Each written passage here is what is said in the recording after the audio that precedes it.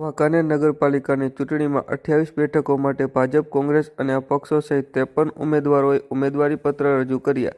7 બેઠકો ભાજપ માટે બિનહરીફ। બાબતે પ્રાપ્ત માહિતી મુજબ વાંકાનેર નગરપાલિકાની ચૂંટણી માટે ઉમેદવારીપત્ર ભરવાના અંતિમ દિવસે નગરપાલિકાના 7 વોર્ડની 28 બેઠકો પર ચૂંટણી લડવા ઈચ્છુક 53 ઉમેદવારોએ પોતાના ઉમેદવારીપત્ર વાંકાનેર પ્રાંત અધિકારી સમક્ષ રજૂ કર્યા છે, જેમાં ભાજપ દ્વારા નગરપાલિકાના વોર્ડ નંબર 4ને બાદ કરી બાકીના 6 વોર્ડની 24 બેઠકો પર ઉમેદવારીપત્રો ભર્યા છે, જ્યારે કોંગ્રેસ દ્વારા 11 ઉમેદવારોને મેદાનમાં ઉતારવામાં આવ્યા છે।